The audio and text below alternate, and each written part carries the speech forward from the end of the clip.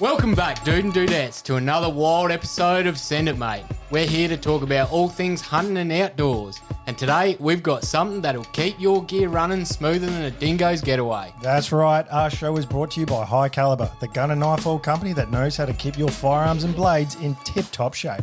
High Caliber is like the secret sauce for hunters, anglers, and outdoorsy folk everywhere. It's like the magic potion that makes your gun and knives happier than a dog with two tails. You know, guys, I've been using high caliber oil for a while now, and let me tell you, it's the duck's nuts. My rifle practically sings a lullaby when I take it out hunting. And speaking of lullabies, ever tried sneaking up on a deer with a squeaky gun? It's a prime way to end up with no venison in the freezer. You'll be hungrier than a vegan at a bacon festival. Absolutely. But with High Caliber oil, your gun will be quieter than a ninja in moonlight. You'll be stalking your prey with the grace and stealth of a mountain lion. High caliber doesn't just keep things quiet, it also prevents rust and corrosion, so you won't find your gear looking like it spent a season at the bottom of a creek. That's right, and for you knife enthusiasts out there, High Caliber has got you covered too. Your trusty blade will slice through anything smoother than butter on a hot biscuit. So, folks, don't let your gear become a rusty, squeaky mess. Head on over to highcaliber.com.au and grab a bottle of their oil today. And if you use the code SENDITMATE at checkout, you'll get a special discount. I say again, use the code SENDITMATE for all your oil slick, stealthy hunting needs. Thanks to High Caliber, you'll be sending it in style and silence. So, gear up, oil up, and send it, mate. High Caliber, the ultimate oil for the ultimate hunter.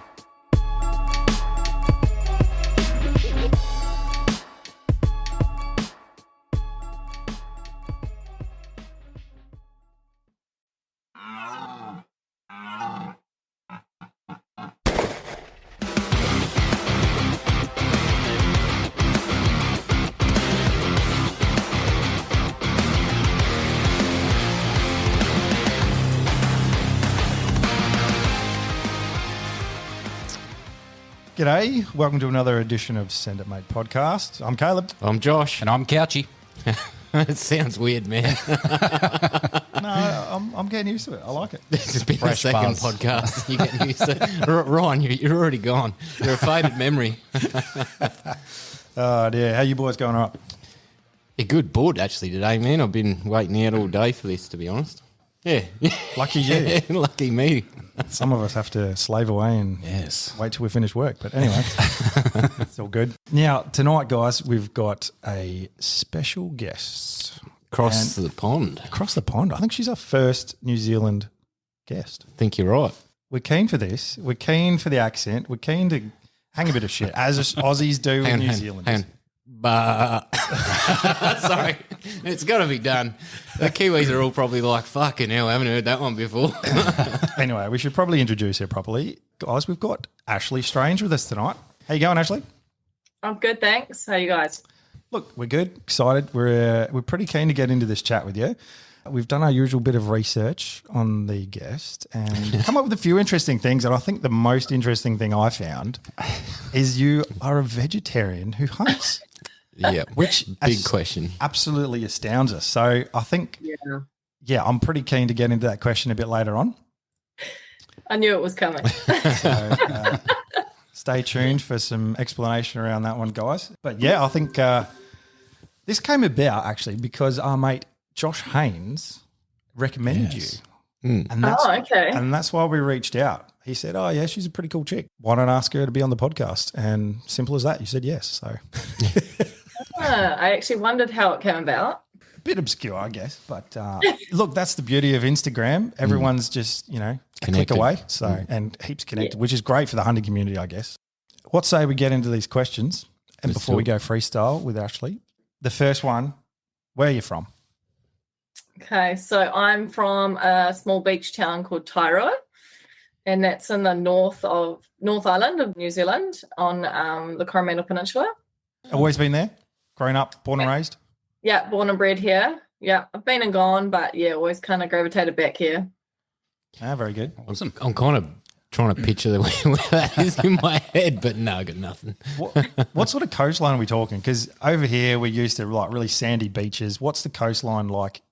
Yeah, so it's a sandy surf beach. Okay. Awesome. Yeah. Oh, so it's a nice beach. It's not like a sheer 100-foot drop to your death. It's a beautiful beach.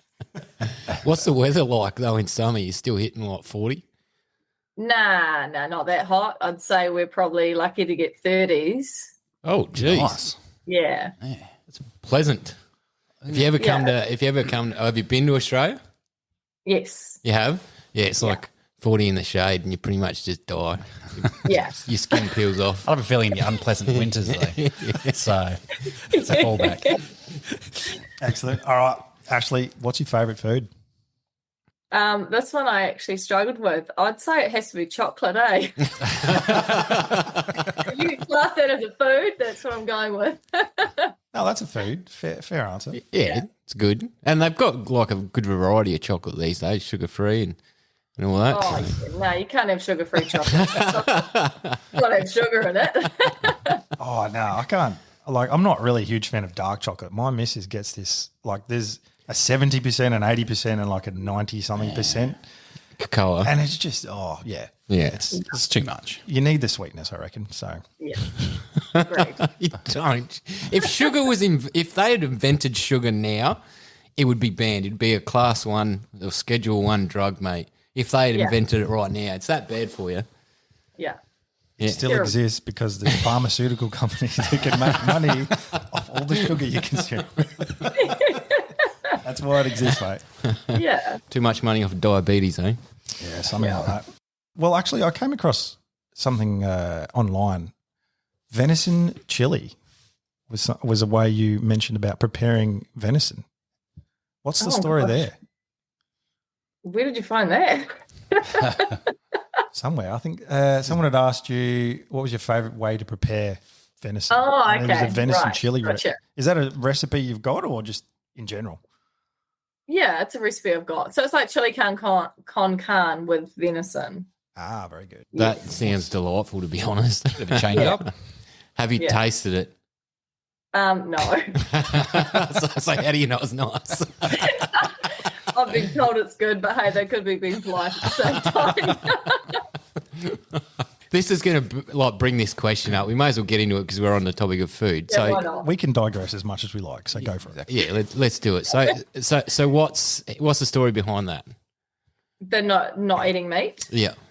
Okay, so I used to eat meat. I grew up eating meat. Obviously, I'm from a family of hunters. So my dad was a big pig hunter. So yeah, ate it as a kid, and then got to probably, I don't know, I think I was about 15. Just completely cut it out of my diet. The reason being, I just didn't sit well with my body. It just made me feel ill. So I just stopped eating it, and haven't eaten it for a good 20 years now. And like obviously function perfectly fine without it. Would like to try it again. Mm-hmm. It's definitely something that I've thought about, just the meat that I harvest myself, but it's now a bit of a mind over matter thing. Like I've talked to a few people about it, and everyone's got a different idea on, what cut to try, how you should prepare it for my first time again. But yeah, haven't quite made that leap yet. Well, the chili con carne sounds like a good first point to try it, I reckon. Yeah, like I've eaten some seafood and stuff, and that's fine, just a small amount of it, just because I don't want to make myself sick. But yeah, the red meat, I haven't quite got there yet. But obviously have no issues with the hunting and butchering and things like that and cooking it. That's obviously not a problem. So, do you get much flack over that?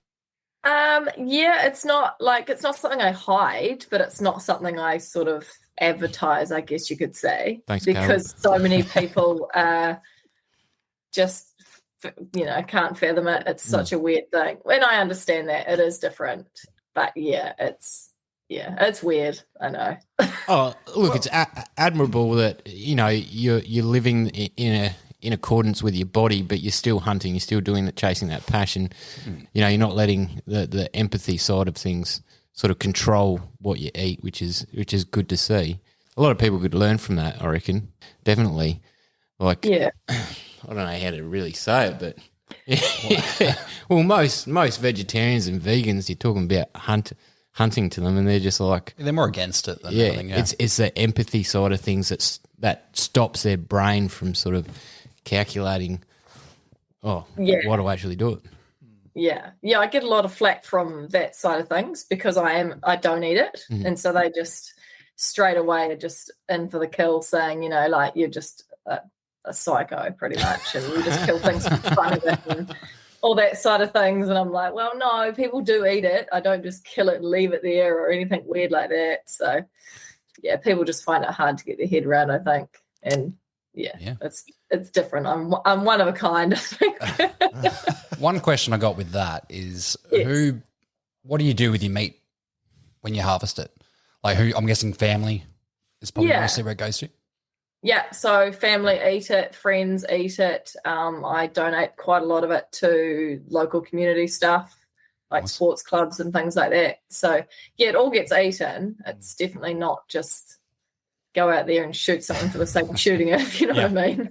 with the wider distribution of the meat, how do you go? Like, I'm interested what the laws are in New Zealand, because we're quite restricted here in that if we go hunting, we can't just, even if we're giving that meat away, you can't, there's too many sort of laws or restrictions. Or in some states, in some states. Well, certainly where we are in South Australia, like you can't just put on a community event and feed people with meat you've harvested.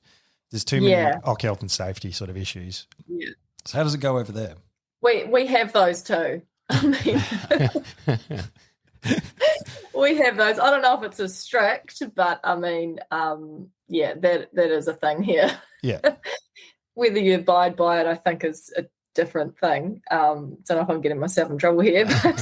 But look, something we've discussed with one of our other guests was sort of the further you get away from a city, sort of the more lax people are and open to it. And, certainly in country communities, it would be common practice, I'm sure, regardless of what the laws it's definitely common practice here. Like it's a rural setting, there's cities a couple of hours away, So, it's definitely well known around here, and it always has been. But I'd say it's probably a bit of a no-no. But I mean, people do it anyway.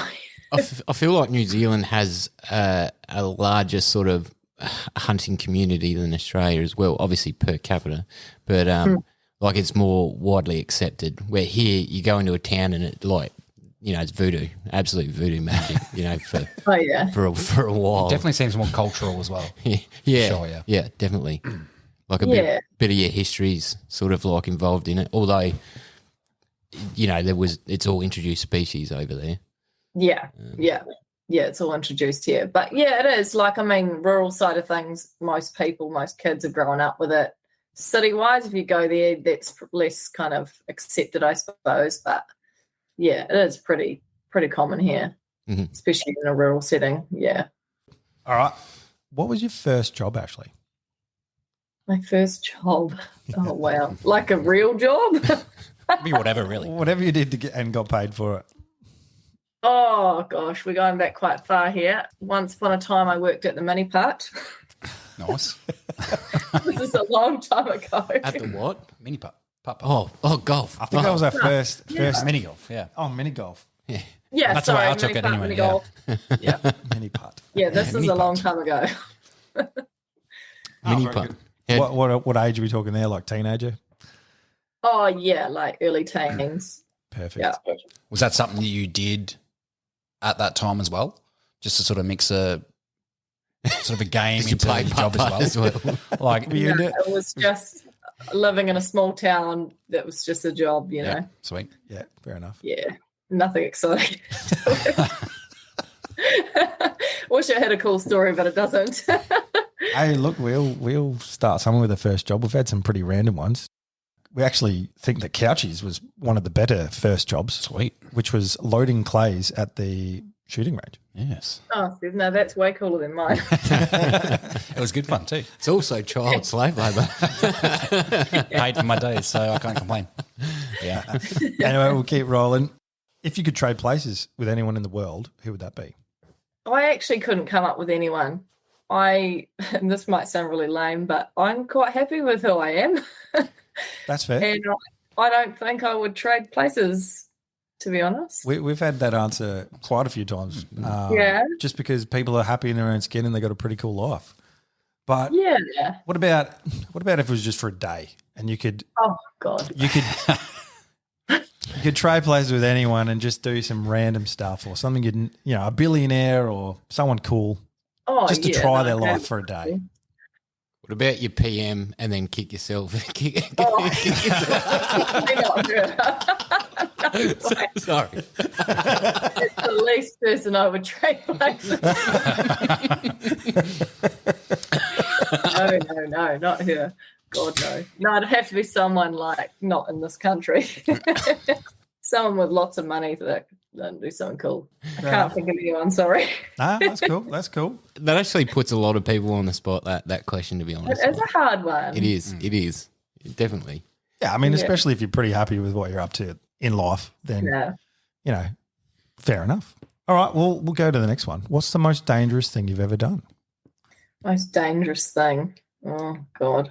I'm not very dangerous, I don't think. Bungee jumping. That's fairly dangerous. Did you enjoy it, though? Does anyone actually enjoy it? Oh, I wouldn't do it again. It's one of those things you do once and that's it. I've done it. Tick. Yeah, no, I wouldn't do it again. Did a tandem one, which was even worse. How does it go when it's like taking up the slack? Does it like whip your back or anything? Like you you free fall, so like your stomach's in your mouth, and then all of a sudden you just you kind of whack, and and then you hit the water, and if you don't put your hands down, you get black eyes. Oh, really? Yeah, the guy before me didn't put his hands down, and that's what they tell you: make sure you put your hands down because it's like hitting glass otherwise. And came back with these black eyes, and I was like, "Whoa, I don't know if I want to do it anymore." But I was very strapped in, and it's too late. And you said you went tandem bungee jumping. How does that work? Yeah, that's something. Yeah. So they put you sort of together, and you're almost like in a waltz sort of position with your hands in front and arms around, and then you got to have your chin to your chest. Yeah. And then you sort of just on 3 go. But I was lighter, so I went first. So it was like head first and that person on top. Ew. You don't smash your heads together? No, because you got to keep your chin on your chest. But I mean, people probably do, but I didn't. That's the one thing I don't know if I'd want to do it. I think I'd just be like, I'd like to do those cliff swings and things, but bungee jumping is different. Yeah. Yeah. Well, you can take up your slack on a cliff swing. So as soon as you got the slack, you're sort of like, I'm good. I'm supported. There's generally a free fall involved for them swings. Yeah, it's normally a little bit of a free fall. Then you hit it, eh? Oh, don't know. I wouldn't have done it alone. What height are we talking for this bungee jump? Oh, how high was it? It was in Taupo. I don't know how high it is actually. Was it like 60, 80 metres or something? I don't know. I can't remember. And over a river? Yeah, okay. over a river. Yeah. So you're just sort of out on the edge and, you're off. Yeah, wow. Certainly wasn't on a little kiddies pool like of the Simpsons. No. Fucking hell. No, it was a real deal. That's the way. We'll get to the next question, which is best piece of advice you've ever been given? Best piece of advice. I think I'd probably have to go with life's too short, make the most of it. Yeah, and just live the way you want to live pretty much, That's something obviously you've adopted in your own life, like, physically? Definitely. Yeah. I had my scare with life once before, so after that it was live it to the fullest kind of thing, Yeah, I like it. It's good. That's obviously why she's so happy in being herself now. Doesn't want to trade places. To be honest, when you have a scare, it definitely makes you look at life differently. Is that something you wanted to dive into? Tell us about it. I'm happy to. I don't mind. Doesn't bother me. Yeah. So I'll try and shorten as much as I can. How long ago was it? Must have been about 10 years ago. Was living in Aussie, came back for my sister's wedding. At the wedding ceremony happened at the reception, and I started feeling almost like I had indigestion and couldn't breathe. And good old aunties are like, have some bread, have some water, sit down. Couldn't breathe still, thought this isn't right, went home. And then, obviously got worse, went to the hospital and stuff. And long story short, turns out I had a tumour attached to my heart. Oh, wow. So it was like a cricket ball size. and a blood vessel in it had burst, and it was filling my lungs with blood. So hence why I couldn't breathe. Yeah, wow. And then, rushed to theatre. They pretty much didn't really know what was going to happen. So it was, sign your life away. This, you could wake up, you might not. You could speak, you might not speak. You could walk, you might not. Sort of just, didn't know what was going to happen. So, went under the knife thinking this could be it. Wow. And luckily enough, I came out on top. And, so I was very lucky. Bloody hell. Wow. What sort of implications has that brought after surgery? Like obviously you train for your hunting and things like that. So has it made it difficult? Like recovery wise, obviously couldn't go back to Aussie. I wasn't allowed to fly for a good 6 months because I obviously opened up my chest and everything. And then, recovery wise was a long time, probably 8 months or something to be, fully up and running again. It took a while to get back there, but long-term effects, I've got a bit can't feel anything on one side, but otherwise I'm fine. Yeah. Yeah. So lucky. Oh yeah, sounds pretty lucky, really. Yeah, very lucky. So that's why live life to the fullest. Yeah. Bloody hell. That's a fair enough reason, I reckon. Yeah. Wow. Give you appreciation for life. Oh, definitely. Oh yeah, for sure. Yeah. All right. Well, Ashlee, what is your most treasured possession?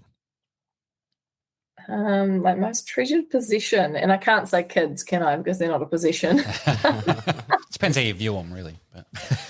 I'm probably, I don't know, photos, my health, I guess, if that classes as a possession, memories, things like that. Yeah, I don't really think I have anything, that I really treasure, I guess, in a materialistic form. Yep. I guess I'm not really that materialistic, I suppose I could say. Not even your 16-pointer. Yeah. As a rip and red. Just grab that in the way. If I had enough hands, I think I'd carry it.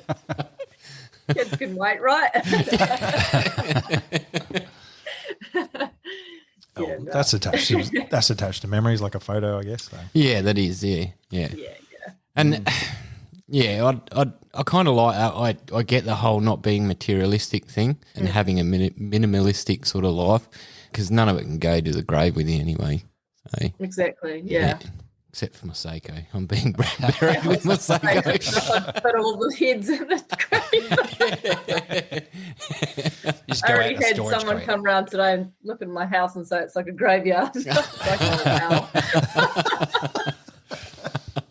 wow. Oh, dear. Here's a bit of a different one. What is your favourite movie? Favourite movie? I'm a bit of a sucker for romance, so I'd probably have to be The Notebook.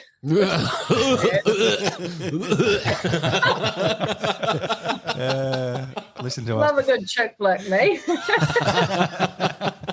No, I've dodged it for a while. I reckon I've seen it probably about 5 times, but I've dodged it for probably 10 years, I reckon. So That's impressive that you've done 5 times, though. By choice or? nah, just long suffering. Just the things you do, for your partners. No, never seen it. Never gonna see it. Oh, come I've on. seen it once, and that was years ago. So I mean, I used to not mind. The first time I watched it, I didn't mind so much because I thought, is it Rachel McAdams? McAdams? I used to think she was all right. So I was like, oh, yeah, I'll watch that. She's in it. So you're basically just doing a big perv sesh to get through the first one. any motivation, really. That got me through the first time. The storyline didn't. So no, that's fair enough. You're allowed to like romantic movies. They're good here and there. Josh has no concept of romance. So. I guess it's a bit of a change up from the usual answers. So yeah. Good. Most people. Well, I need to come up with some like action-packed. Expendables or something. Yeah, mine last week was the military movie. So yeah. Oh, look. Do you know what? Doesn't Sorry, matter. to disappoint. No, it's good. Absolutely fine. Recommend someone to be on this podcast as a guest, Ashlee. I'm going to have to pick a Kiwi now because That's fine. Follow that theme. Yeah. I actually hummed and hard about this one too, but I think someone that would be really interesting for you guys to talk to would be Josh James, the Kiwi Bushman. Nice one. Yep, good man. Interesting chat. Josh James. Josh James. We will Instagram stalk him. Yeah.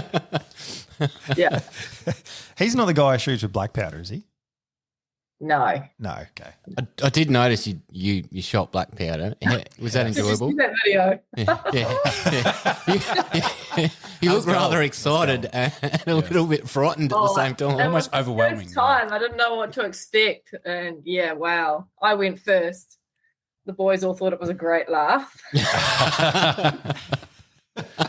Have you done it again since that? No, but I'd do it again. I mean, it was pretty cool. Like, the length of the rifle's up to my shoulder. It's quite big. Yeah. So, like, to hold it for a start was bad enough. But, yeah, I guess that the smoke and the flames in your face is pretty freaky. Yeah. But, yeah, like, no recoil or anything. It's pretty cool. Yeah. Nice. Yeah. A little bit of flash burn. Does the guy that took you out to shoot it, does he hunt with him? Yeah, Oh, he he's does? hunted successfully with that gun for a long time. Bloody hell. What sort of range would he hunt at? With the black I powder? think he said he's good to about 100 meters. Okay, that's all right. Bloody hell. Yeah, Mm. but I mean, it's quite like there's a double trigger, so you pull the trigger thinking, oh, yeah, it's going to go bang, and then it takes a second for it to actually kick in. Yeah. So, Yeah. Yeah, that yeah, hang it's pretty time. cool. And then you got that pan, the flash off the pan and all that coming up. That'd be pretty. It'd if you didn't have glasses on, I reckon you'd have a good chance of losing an eye. That's what I was worried about. Did you go through with the process of reloading the black powder as well, or was that done for you? Yeah, no, he did it for me, but he showed me how to do it, and it's quite a process. Mm. It's quite pretty cool how they do it. Yeah. And it, like it can't get wet, so he's got this little leather cover that goes over top. So you'd have to obviously take that off before you even get to fire a gun. Yeah. And like bush stalking and stuff, it's normally pretty quick. But yeah, he seems to get a few animals with it. That's awesome. Something Yeah, different. it's really cool. Yeah, that is something different. I'd like to give it a go one day, actually. Oh, for sure. I think. Yeah. Yeah, you got to have a turn. Yeah, That's pretty definitely. good. We'll have to come across to New Zealand. Have a Yeah. crack. Yeah. New Zealand's definitely in the cards. Yes. Definitely. Actually, here's something that I've been wanting to ask a local for a long time. The whole debacle with that aerial cull with the tar. How's the tar population now after that? I mean, in certain areas, not great, because obviously they target certain areas. So yeah, some are pretty low on numbers, but then there's places that are still pretty high on numbers as well. Yeah. So Yeah. I mean, we definitely needed to manage them because in certain areas they were getting a bit out of hand. But yeah, the whole kill everything vibe was obviously not ideal. Yeah. I can imagine that there's a huge, there's a lot of revenue streamed from international hunting in New Zealand as well. So obviously tar's quite, it's only found in 2 places in the world. So it's going to attract a lot of people. Yeah, well, tar's obviously endangered in the Himalayas, and then New Zealand's the only place you can hunt them. So I mean, it brings a lot of international clients over. It costs a lot of money to shoot one with an outfitter. So brings a lot of money into the country for sure. But they just don't look at it like that. Yeah. They're worried about their mountain daisies and flowers. Flowers that no one sees. Bush chooks and shit. Yeah. So did they cull the South Island as well? So we don't have tar in the North Island. Oh, right. Oh, Yeah. okay. So they're all know. all found down south on the Southern Alps in the area. Mm-hmm. Yeah. So the only tar I think in North Island are in sort of like a what would you call them? Like an animal park that you pay to go and visit. I think there's a couple of places like that, but not in the wild or public land anyway. Is there much public land in the north? Yeah. Oh, there there's is. plenty. Just different species. Like we don't have chamois and tar up here, and then we've got like sika deer that the South Island doesn't have, and things like that. Yeah. More pig on the north as well. More what? Pigs? Pigs, yeah. Yeah. Oh, probably both. Both? It's probably very similar. Yeah. Oh, okay. With the culling and all that, obviously you sort of understand the reasons behind it by the sounds of it.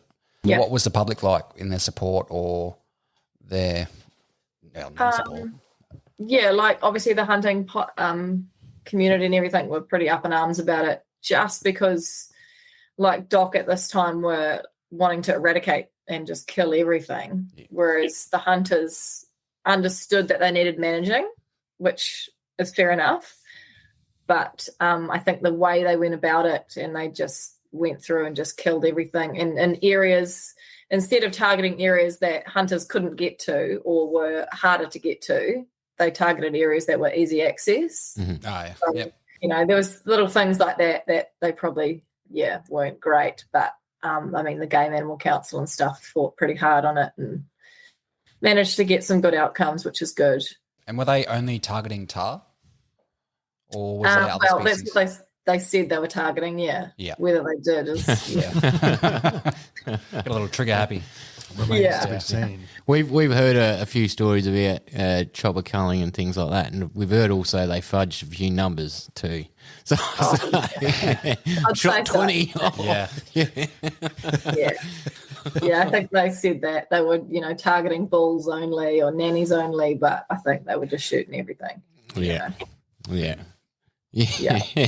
Not sure if I agree with that side of I'd love to actually go on a ride Maintenance. along and actually see what they do live. Like, be on the helicopter and see what they actually do, what actually goes down, or See speak how- to someone who's done See it. how good a shots they actually are. Well, I've shot from the Compared to- chopper, and it's Yeah. Well, there was quite a few hunters over here that filmed a lot of the culling. Like they were out hunting and Okay. helicopters were just coming through and culling while they were hunting. Oh, So they filmed a lot of it. Having a hectic. Which, how was it Yeah, not just a pretty complete hectic. shutdown while that's happening? no idea. But yeah, there was quite a lot of filming of that and just, seeing tahr just getting wounded and obviously just left for dead anyway. They didn't collect anything. But yeah, there was a bit of that happening. I'm guessing the hunters probably cleaned up on that day as well. So you're gonna pick up what they shoot if you get the chance to. Yeah, some do, Yeah. I mean, depending Make on most how of big it is. Yeah. Yeah. it's I mean, they're still being found now. Like quite a lot of hunters will, put a photo or a video up from their hunt with, bulls and tahr everywhere. Yeah. It's all that sad. wasted meat. Yeah. It still remains a problem, I guess, like over here in Australia as well. But as hunters, you just want to see as much of that meat utilised and put to good use. And, the whole ethos behind, I guess you can understand why management needs to happen, but there's got to be better ways to do it, I think, than chopper culls. But Yeah.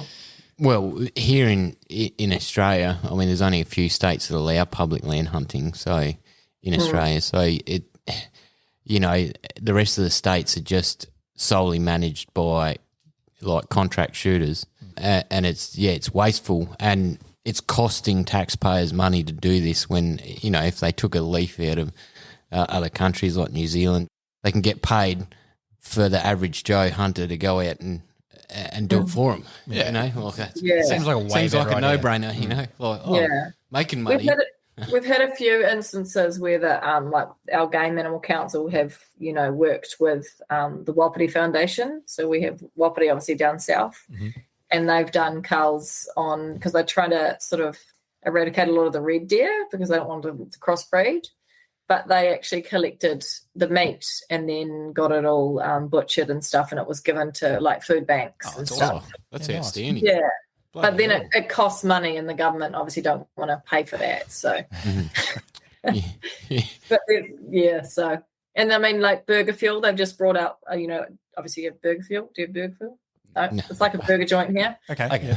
Yeah. And they've made a burger, a venison Wapiti burger out of the wild meat. Oh, nice. Oh, that's it. We're That's going. pretty cool. We're going. Just to work it out. So It's fucking it's done. pretty cool. I'll book the plane flights right now. We do need to go. I do have a question actually. So, Yeah. say for someone that wants to go hunting in New Zealand, is there like a license that you have to get to hunt on Crown land? What's the go? There's not a license as such. I mean, they in some areas they have DOC, which is obviously our Department of Conservation, public land, permits. I mean, to stay in the huts, because we obviously have huts on all our public land. You know, you pay, I don't know, I think it's like $20 or $30 or something to stay a night. That's right. But yeah, there's no such thing as like permits as such to hunt. Oh, Okay. right. Yeah. That makes it, it cuts the cost down a little bit. I think that's why New Zealand appeals to a lot of places. Yeah. Well, it's strange for a lot of people in other places how they're not allowed to hunt on Crown land, and then when you do for the first time hunt on Crown land, you're like, oh, am I doing something wrong? You see a car drive down the road and people duck off into the bushes thinking they're doing something illegal, and you're like, oh, bro, you're allowed to be here. Settle down, just keep, chive on, mate. I've got a question that stems off what Josh just asked. Is there, what would you recommend, north or south, to go hunting from, like, as a visitor's point of view? Obviously, depending on the game you want to go for, but she's going to be biased. Is there one that's clearly north? She's going to be like north. No, to be honest, I'd say South Island. It's a 50-50. Just depending on what you want to hunt, really. Yeah. But I mean, I think the South Island's pretty cool. Tar and chamois are pretty unreal to hunt. Yeah, but I guess it depends on what you're after. Yeah.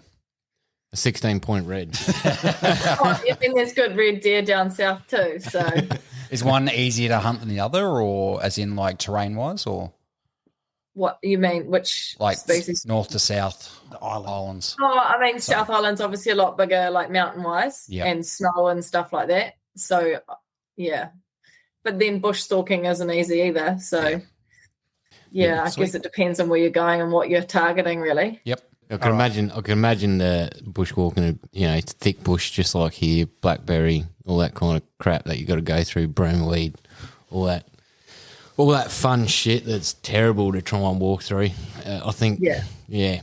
What's the snow like? Obviously, you've done the high peaks and things like that.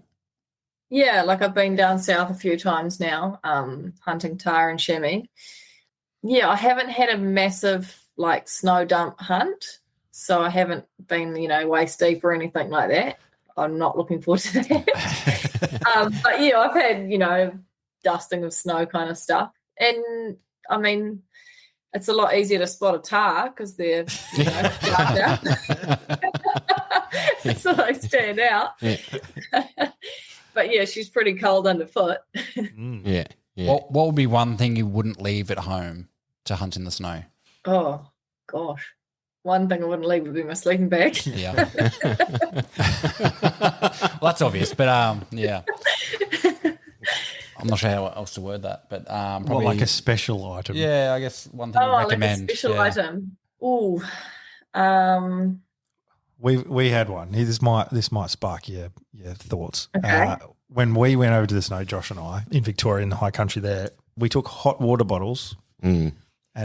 Oh, yeah. Don't knock it. Your face is like, you guys are pussies.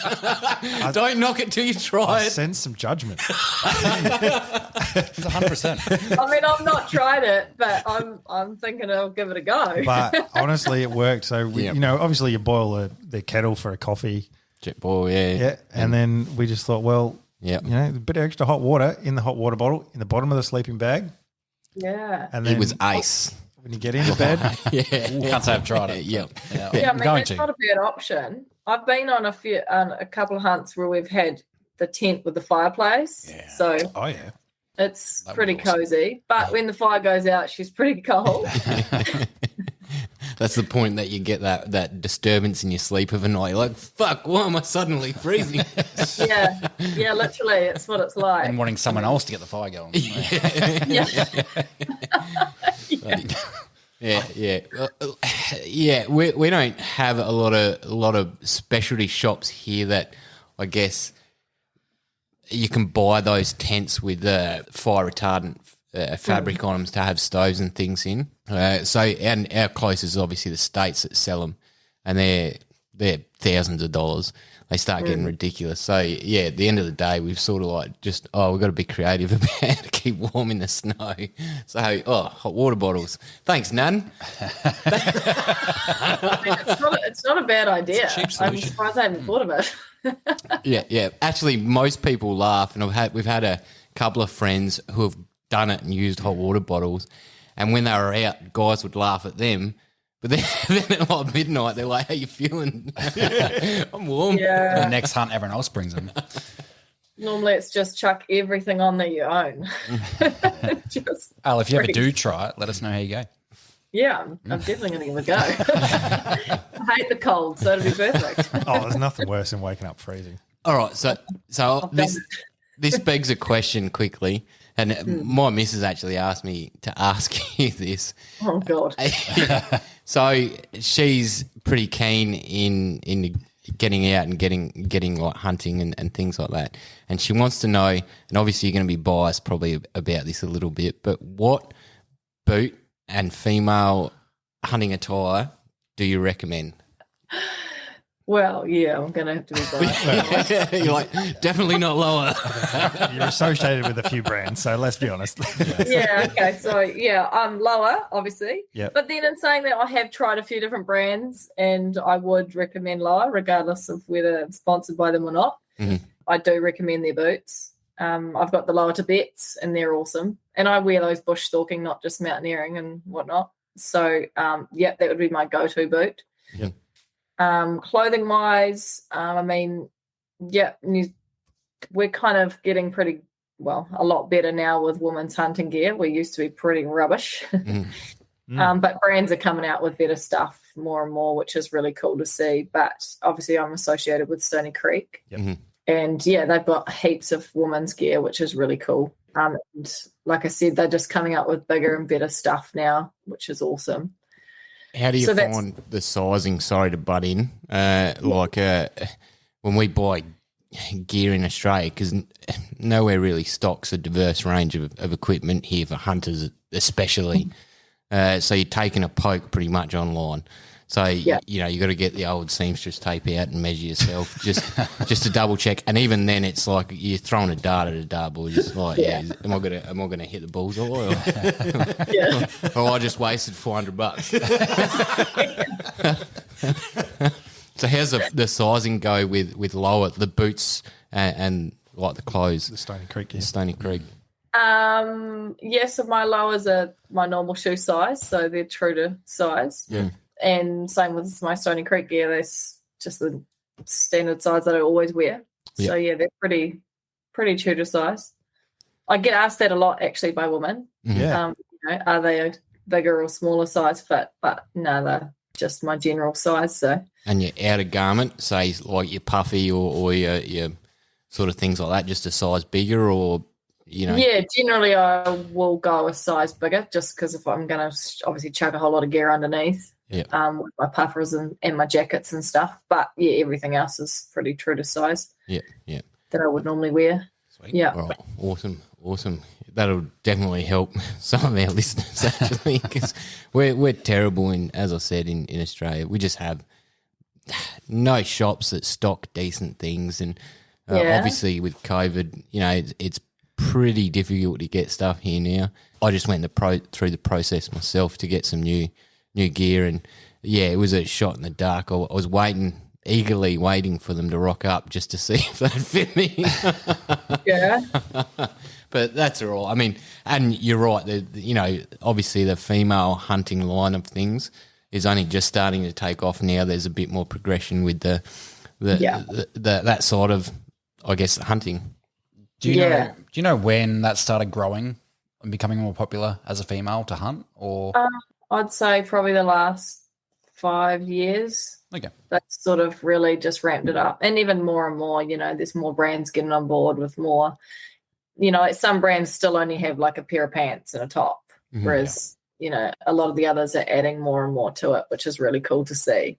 But oh God, I remember wearing men's pants and things like that, and they are not comfortable. They're not. So it's nice to find something that actually fits your shape. Wait a second, there's a difference between men and females? Maybe we should try. I miss biology at school. That's not a stab at the snowflakes. Oh dear.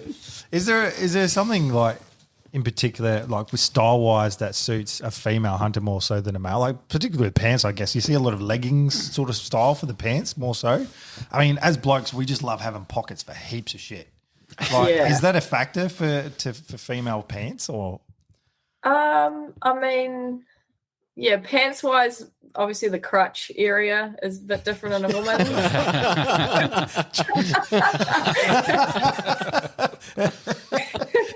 Yeah. So that's a factor. Yeah. Yeah, I mean, yeah, the crotch area, just the fit in general. Obviously, our shape is just so different. Our waists, our butts, our legs, you know. Yeah. So all that to be actually a fitting. This is the first time Kayla's spoken to a woman. It's just so- way more comfortable, No, you know. no, Like no. you can wear a men's pair of pants, no problem, and Yeah. still, but it's just not as comfortable to wear. That's I fair guess. Yeah. So you'd rather the reason I ask is because, I mean, to me, I just want to put shit in my pockets and it'd be comfortable. Whereas, Yeah, that's you the know, only purpose really. apart from- if you want something that's more form fitting Yeah. and I'm less not really. I feature don't driven. put things in my pocket, eh? Oh, there you go. And that's me. I mean, I've got a pouch that I chuck all my shit in Yeah. on the front. Do you find because it rubs, like if you have something in your, what do you call it, your cargo pants style pocket, it sort of like rubs. Like if you put your phone in there and as you're walking along, it's like just, you know. Yeah, and it's just easier to get to if it's just right here. True. Because my binos are here, my phone's in there, anything that I need's in there. It's in and out, you know? Yeah. That's And understandable. I was like, no, we're very average blokes and we just like dumping shit in pockets. You're average. No, you're just simple. And yeah, probably most of our pants are probably tighter than your pants Yeah. are. So. Yeah. There we go. In a roundabout way, we're getting to what I was sort of trying to ask. I don't know. I mean, a lot of them are leggings, yeah. Yeah. Yeah. Caleb I wants an wouldn't wear excuse leggings. to wear leggings. That's what he's looking for. Do they make leggings for men? Oh, they do. I know a hunter that wears leggings. Maybe they're more comfortable. Pair of tights. Don't knock it to each He other. must have the legs to pull that off. Oh, no, he doesn't. Oh, shit. Does not. But apparently it's comfortable, so. Oh, there you go. All right. Well, our last formatted question, Ashlee, is what was your first rifle? My first rifle, 7mm08. Was Hey. my first rifle. Nice. Yeah, Do you still have it? I do. Yep, I've still got it. What is it? Yeah. What is it? It's nothing flash. It's a Hauer. That's Heavy as. Terrible, really. No. I mean, it shoots straight, and that's the main thing. But yeah, my eldest boy has it now, so that's his gun. Oh, there you Nice. go. That's perfect. What got you into the 7mm? Oh, wait. Yeah, why that caliber? It was just an all-round caliber that kind of just, I don't know, wasn't too big, wasn't too small, just middle range. Could knock a deer over, but, you know, and now I'm 308, so Hey, Yeah, fair enough. a little bit bigger. 308. No, we're all 308 boys on this table. Yes. Oh, no. Hey, yeah, yeah. Yeah, I progressed. Yeah. But what optics do you have on the top? I've got Leica. Leica? Yeah, very nice. That I should have realised that. Yeah, sorry. You've got the trifecta of brands there, haven't you? Oh, that's handy. Yeah. How are you finding all the, your obviously partnership with brands and all that? How do you find that's going for you? I mean, like, it's good. I mean, I can't complain. I get given things for free. I mean, in saying that, I get given them for free, but I still have to do stuff for them, if that makes sense. Yeah. And yeah, there's times where you want to go hunting and you just can't be bothered taking photos and posing, and because 9 times out of 10, the brands now don't want any animals or dead things or anything in the photos. They want clean photos. So you're finding yourself just, posing with a pair of binoculars or whatever. So sometimes you just can't be bothered with that. You just want to go hunting and, do that sort of thing. So yeah, I don't know. You kind of has its goods definitely, but yeah, See, there's times where you just That's got to detract from. I mean, if you're a brand that is orientated around hunting, and just because of social media is putting a bit of a crack down on gory photos. Well, one, if you don't like it, don't fucking follow it. But two, you know, there's only so many photos. Oh, I swear there's only so many photos you can look at where there's just like a pose with a brand and nothing actually interesting happening. You're like, yeah, I've seen it once. I've seen it 1,000 times, mate. Put some deer or some pig in that damn photo, and we own. We fucking own. Then you kind of run out of ideas too. You're like, now what can I do? Yeah.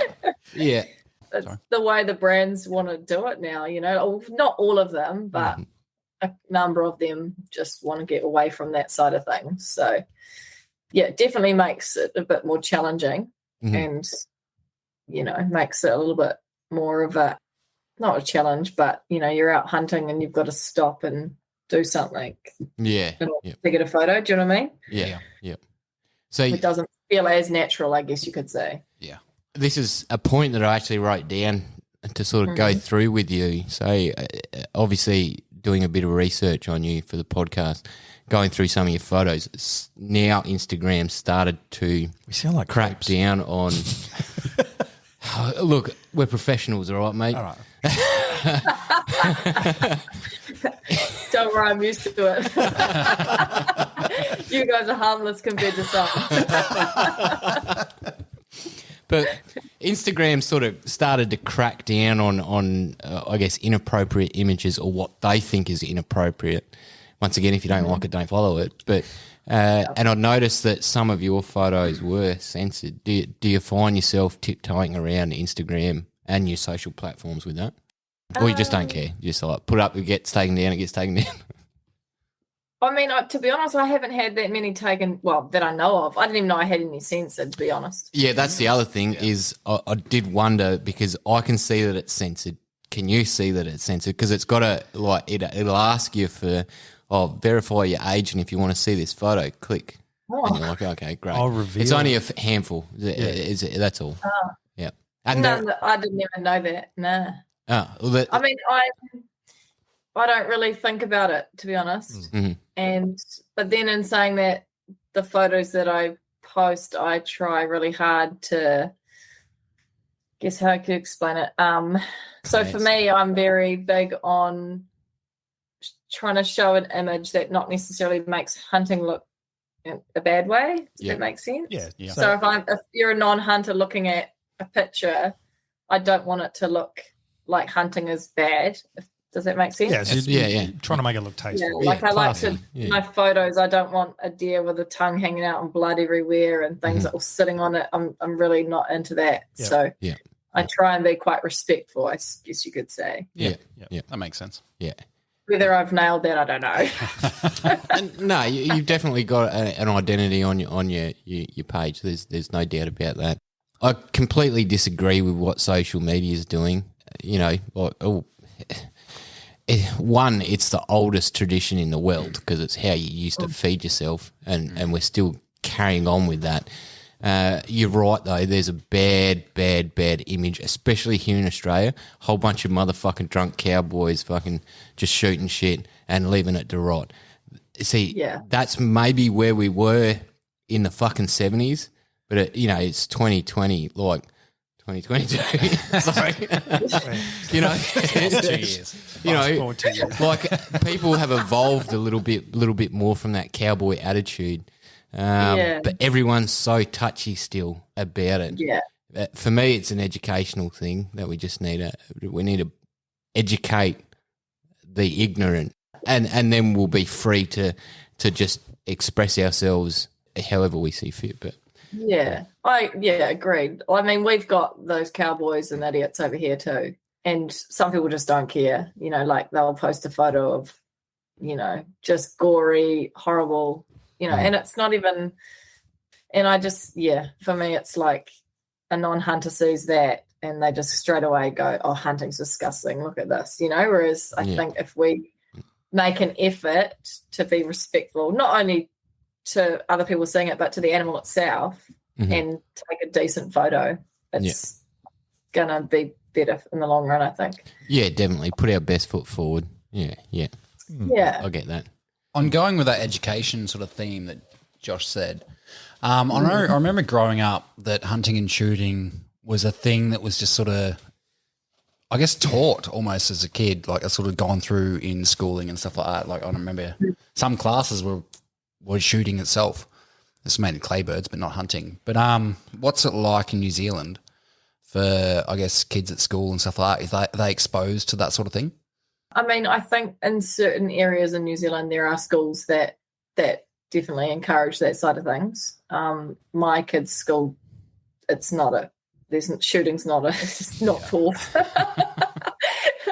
But I mean, a lot of kids, Kiwi kids, are taught that family-wise because they've grown up in that hunting family or environment. Yeah. I mean, when I was a kid, we were out shooting rabbits and possums and things like that. But that's just the way I've been brought up. Yeah. But yeah, it is quite common for Kiwi kids to be brought up in that environment with firearms and things, for sure.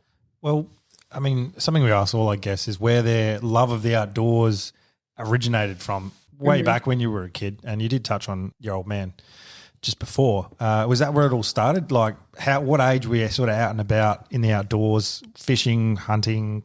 What were you doing? Yeah, so obviously my dad was big into the outdoors, so started with him.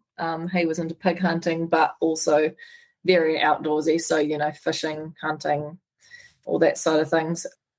Probably as far back as I can remember, we were out camping or, fishing, eeling, shooting, things like that. So, did you say eeling?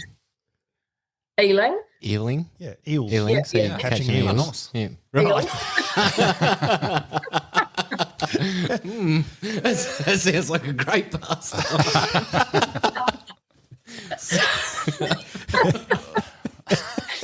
Yeah, eeling. Cool. I mean, that sounds like a perfect childhood. And I guess that just carried all the way through and you've just progressed with that, I guess. Yeah, I mean, I've got a sister that's a vegan and not into hunting, so it didn't pass on to all of us. But okay.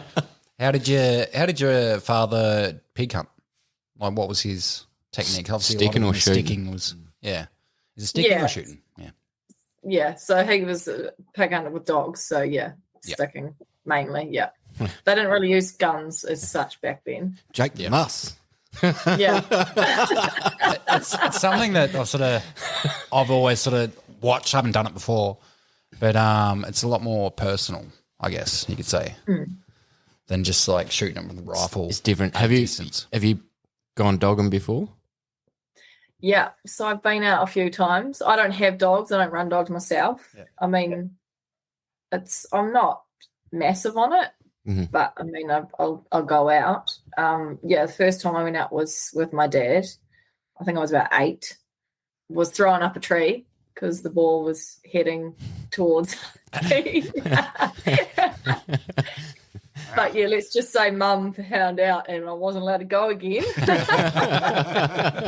So that obviously didn't come up in the most dangerous thing you've done. Oh no, I didn't think about that. Yeah, that sounds like a good answer. Yes. It was pretty up there. I reckon. Yeah. Oh, wow. No, that's cool. And now something I see you do is free diving. Talk to us about that, because that is such a foreign concept to us. Oh, really? Yeah, never tried it. No. Yeah, couldn't imagine doing it. What sort of depths are we talking? Talk us through free diving. What's involved? Not deep depths. Like some people can hold their breath for it and go pretty deep, but not me. I mean, depending on what you're diving for. I mean, crayfish and stuff is mainly what we go free diving for. But, you can get them at 5 meters. Yeah. Yeah. I mean, 5 and 10 meters, you don't really need to go any deeper. So, yeah, it's not a massive depths for me anyway. Sounds like bloody New Zealand's just a paradise. You got red meat, you got lamb, clearly, and you got like the delicacy of the sea, cray. Oh my god! We don't have that in Australia. Yeah, we do, but South Australia, cray's not really. There's a couple spots, but you got to wrestle a great white to get there. Yeah, exactly. What are sharks like in New Zealand?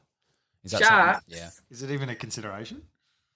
I've, to be honest, touch wood, have yet to see one in the water. But I know they're out there.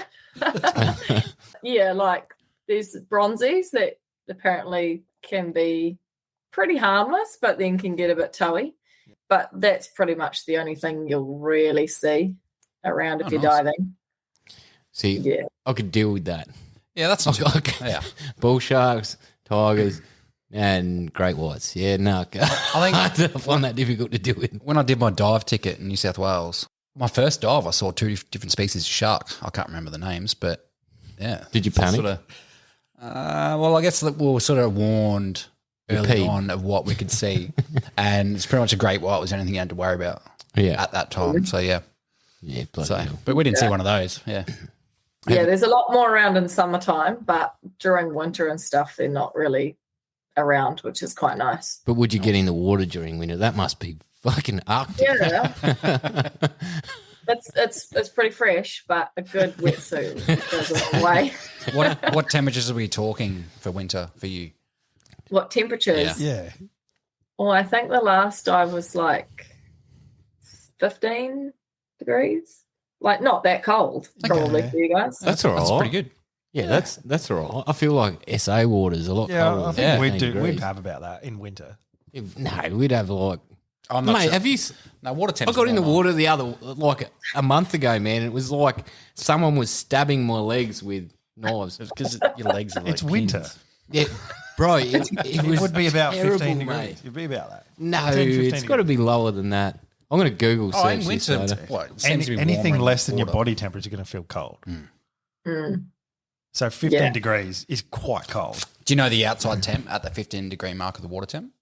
It wouldn't be much more, to be honest. Yeah, there you go. I mean, it's not warm here at the moment. I can imagine it's quite cold. Yeah. Freezing. I reckon. Oh dear. All right, Ashlee, a question I have to ask you is, I mean, if you scroll through your Instagram, you've been on quite a lot of hunts and been quite successful. Is there a favourite hunt that stands out for you?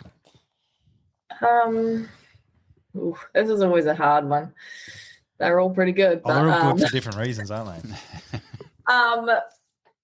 Yeah, probably one I would say stands out. It was last year's Raw, actually. And I had both my boys with me, which is probably one of the reasons why it stood out. And I shot a red that had a big drop tine. I don't know if you saw it. You see that one. Yep. Yeah, so we were kind of in a spot where we knew there was a few hinds, around, and let out a roar and got a response, obviously. And then one of my boys pretty much roared him in, and he popped up. Nice. Enough to get me a shot. But yeah, I guess they being there and roared them in for me was pretty cool. Mm-hmm. That'd be one. I mean, they're all so great. Yeah, that was definitely a co-head, that one. I looked at that one again today. Every time I actually been researching it, I'll come back to that photo because I'm like, it was definitely different. It's definitely special. Yeah, it's quite cool. Yeah, very. I mean, you can't put it on the wall. Like, I've got to figure out how I can put it on the wall because it's sticks out so far that you can't just use a hook, But yeah. Pedestal. Nice. Pedestal mount. Yeah, that's what I'm going to have to do, something like that. Yeah. But You caped him? You caped him and... no, you I didn't? didn't. No. I haven't got any of my reds mounted like that. They're all Really? small ones. Not even your 16? Oh. I know. I knew I was going to regret it. At the time, I was like, should I? And then I was like, nah. You're right. No, it's more like, I've been up for like 16 hours, stuff this. It's extra effort. Yeah, like I actually didn't think he would score as well as he did. So I just thought, oh, no, this isn't the magic number 300. I'll get a bigger one day. And then I was like, damn it. Do you have any funny stories or anything that's sort of different compared to other hunts? Funny story. An epic fail. Yeah, did you leave your gun at home? Have I left what at home, did you say? Your rifle. With bolts and magazines. I've left my bolt at home. Yeah, that was awkward. Yeah, I've done that once. I've shot a deer in like a big gully by myself, and then realised after I'd shot it that I was going to have to get it out there by myself. Oh, Yeah, that sucked. Great. Yeah. Never did that again. That was a good lesson learnt. of course. But funny wise, I don't know. I can't think of anything top of my head. Yeah, well, leaving your bolt at home's pretty. That was dumb. Yeah. It's been done before, well, plenty of Oh, times. by but, many people. Yeah. yes. I never did it again. So far. So are your laws such that you have to travel with your bolt separately to your rifle? Yeah. Yeah. Oh, really? There you go. Yeah. Oh, we don't have to do that in South Australia. And Yeah, and your ammo as well. They've just changed it all. Yeah. We're locked. yeah.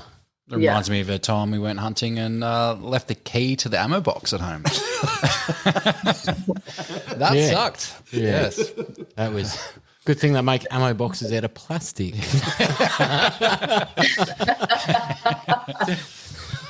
No, the old one was a steel one. No, it was Break the plastic. lock. Oh, it was too, but it was pot riveted, so Yeah. you could just jimmy those rivets out and There's ways around it. Yeah. smash it open. But that's at least it's with you. At least it's not at home. Like we got to travel like hours and hours to hunt here. So if you leave something at home, we've actually done a spreadsheet between us, like our little group. We've got a spreadsheet so we don't leave shit at home. Hey, not a silly idea. No, I mean, No, it's not. you're committed to memory eventually, but the process early days where we'd be doubling up on stuff or not bringing things was just ridiculous. Yeah. It's worthwhile. Yeah. Definitely. Yeah, I've got a good 4 or 5 hour drive to shoot a deer. Oh, Wow. yeah. Oh, really? So you don't want to be leaving your bolt at home either. Yeah. Bloody hell. Not at all. 4 hours. That's a lot longer than I thought it would be. We're half that. Sorry. Yeah, obviously, yeah. Nah, it's where I live anyway. There's no deer around here. Yeah. Yeah. What is there close to home that's able to hunt? There's lots of pigs on the Coromandel. Yeah, so there's lots of pig hunters here. But yeah, deer wise, you've got a good few hour drive to get to your closest. Wow. Yeah. Yeah. There you go. Yeah. So I'd just imagine all of New Zealand as It's like prime. a 4 hour drive across everything. So Yeah, it seems like it's 4 hours from one side to the other side. It's so skinny. Like, yeah, sick. I can make that. Stomp across it. That's how ignorant we are. That's okay. Look, I got a burning question actually. So I don't know how I'm going to word this correctly, but Okay. She would find a way. I to can fuck edit up. it. So take it. Yeah. Do whatever you want. yeah, thank you. Yeah, because you might need to. I'm trying to say it in a nice, it's not like a bad question, but Yeah. first thing, I'll ask this one question first. Obviously, your kids hunt. Yeah. What sort of age did you bring them into hunting? How was that? Obviously, if they go to school and they sit there and what'd you do this weekend? Your teacher or something asks them, and they're like, "Oh, we went out fucking shot a red stag, mate." They're going to be like, the teacher will obviously, or most likely be like, not appropriate. So, how do you get past all that? And when did you introduce them to like shooting and? Yeah. So they've been coming along in the backpack since they were about a year and a half. Nice. So they were just on the backpack kind of thing. Shooting them. So they've always, been out there and seen it and that kind of thing. Shooting themselves. So my eldest boy is 9 now. He shot his first deer at the beginning of this year. Nice. So he's shot himself 3 deer now. But before he was allowed to shoot a deer, we sort of, I don't know if you call it a rule, but we had a rule that he had to shoot so many small game before he would be able to graduate into a big game animal. Mm-hmm. That was just one, getting confidence behind the gun and that kind of thing. He had to shoot rabbits and possums and goats and things like that before he could shoot a deer. And to be honest, it was the best thing we ever did because he just has so much more confidence behind the gun Mm-hmm. and, the shot placement and stuff. But yeah, so he shot his first one, and our youngest is 6, and he shot his first goat. I think that was like a few weeks ago. Oh, wow. Yeah. Oh, Yeah. so it's been a big year for your family. Yeah, That's outstanding. But I never pushed them into it. Like it was always something that it was their decision to decide when they wanted to. I never, said let's shoot a deer or anything. It was they said, well, I'm ready, sort of thing. So they know that the deer that we shot is the deer that we're eating. Yeah. I'm not one of those mums that go, we're eating meat, and that's the only word we use. This is the deer that we shot that time, and they know exactly that time because they were there, But yeah, they know why we hunt because, it's food, that kind of thing. So how keen are they on hunting? Are they like loving it or? Yeah. Yeah. They are, yeah. Can you imagine being a 9-year-old boy? You'd be frothing it, man. You'd absolutely be frothing it. I understand, but a lot of kids could be sort of apprehensive or just nervous about their situation. But they would never. Yeah, I mean, like I said, I never pushed them into it. Yeah. I just said, either you're into it or you're not, and that's fine. If you don't want to do it, that's cool. But yeah, it came to the day where my eldest boy Jack said to me, "Mum, I want to shoot a deer today," and I was like, "Are you sure?" "Yeah, let's do it." So I was like, "Okay," and then obviously got to the moment, and I was like, "Are you sure?" "Yep," and that was his decision to make. So, and he was fine and pulled off a good shot and everything. So, the stag. His first was like a first year, like just a nub. Spiky.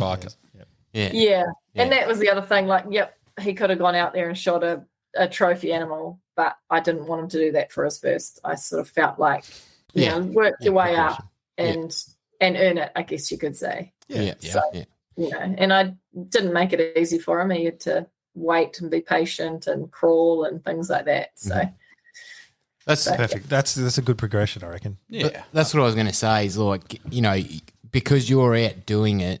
And you're not forcing it. The kids are obviously looking at you. Yeah, you're hunting and it's kind of like a little bit of a strange subject.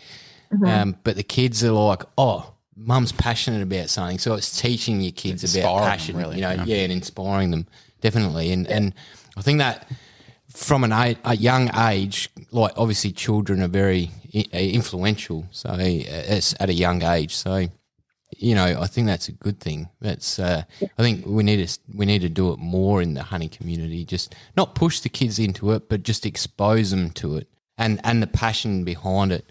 I certainly saw my father doing things, and he never pushed me into it. But it was like, okay, well, I can see your drive for it. Oh, that's intriguing. Oh, let's let's give it a go. Because it's teaching them not that hunters are just killing; they're actually harvesting, and there's reasons behind it all. Yeah, and there's like so much more to learn, like patience, discipline, all those things they learn from hunting as well that they can use in life.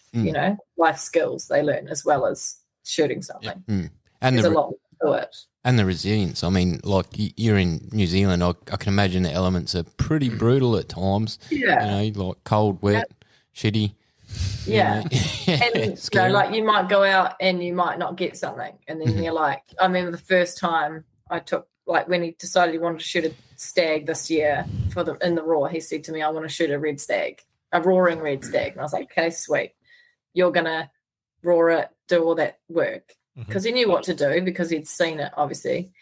And he was keen, we're doing that. The first hunt we went out on, we walked for ages. He was tired and things like that. But we went out the next day because I was like, if you don't get out there, you're not going to get one.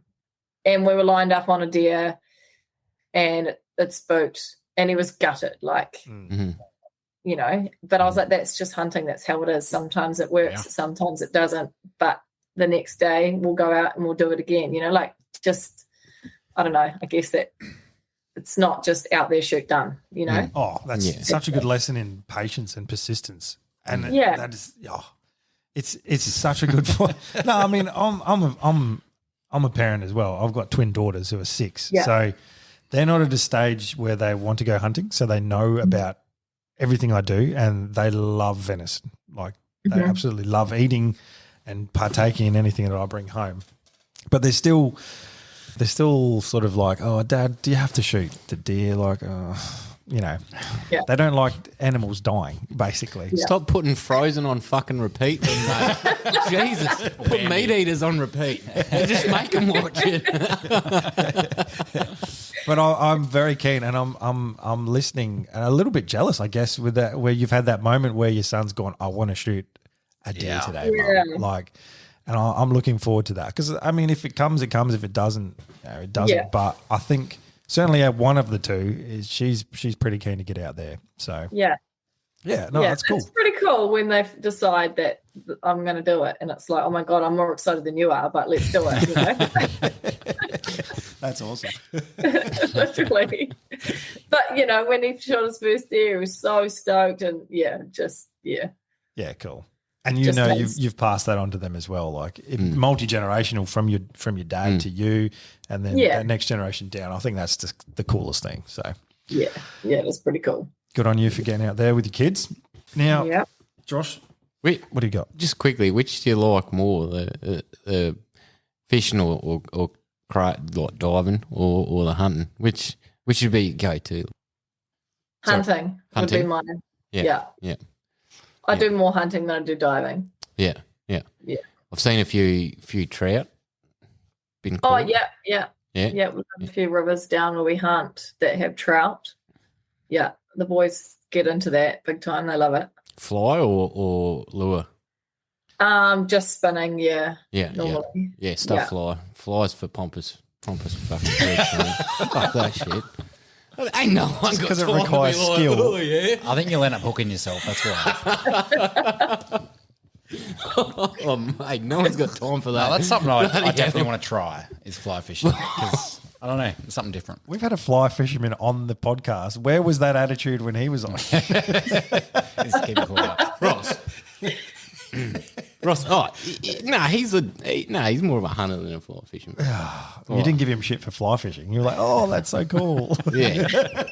Probably because the brain wasn't working then, to be honest. But I can't. I don't think I could deal with fly fishing. Stuff that. Yeah, there'd be some knots, wouldn't there?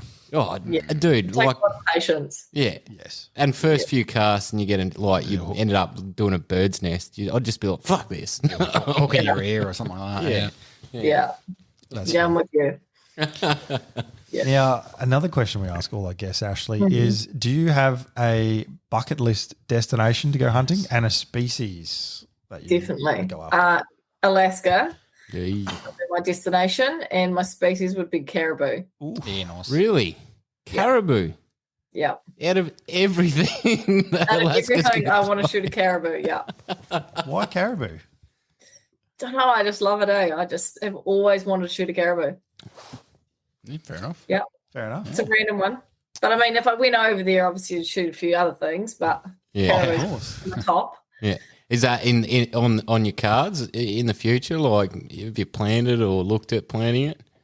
I've actually got a couple of friends that are guides over there, so it's definitely going to happen at some point. Yeah. But yeah. That makes it easy. It certainly does when you sort of know someone. Yeah. Well, it definitely makes it a bit easier. Yeah, for sure. Yeah. Do it. Yeah. I couldn't imagine going into it without knowing someone who's either done it or knowing someone over there because that's pretty daunting to go, I want to go shoot a caribou. That's in Alaska. easy to say now that we got social media, man. But really, like, we got a couple of mates and they're fucking old as fuck. Shout out to you, Richie. Like, he was like, they didn't have fucking wirelesses back then. You know, their phones had cords still, so they just made a phone call. Yeah, cool. Want to organise it?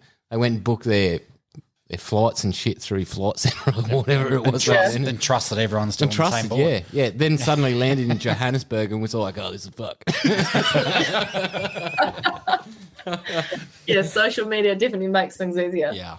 It has opened the world up. You meet so many people. Yeah. It makes the world almost seem small, doesn't it? Like, very, very small. And it's crazy, like just instant messaging and all that. Yeah. Just knowledge it alone is just attainable. Yeah, that's true. Yeah, definitely. Have you hunted internationally or just New Zealand? Just New Zealand. I haven't hunted abroad yet. Not even in Australia when you were here? No. It's like Really? Bloody hell. No. I lived in shitty places in Australia.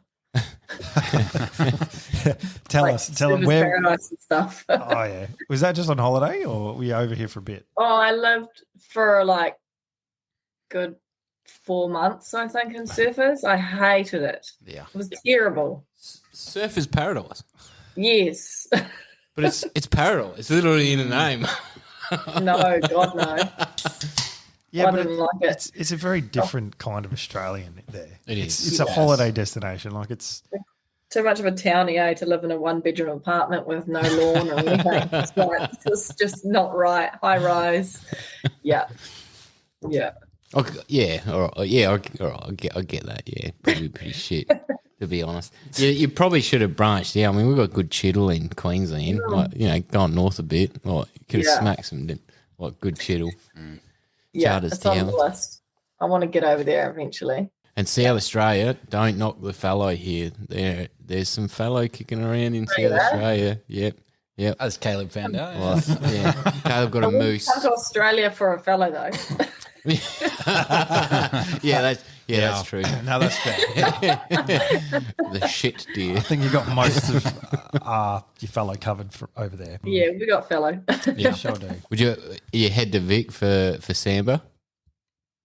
I think I would. Like, we have Samba here in some places, but I haven't hunted them yet. But yeah, I reckon it'd be pretty cool.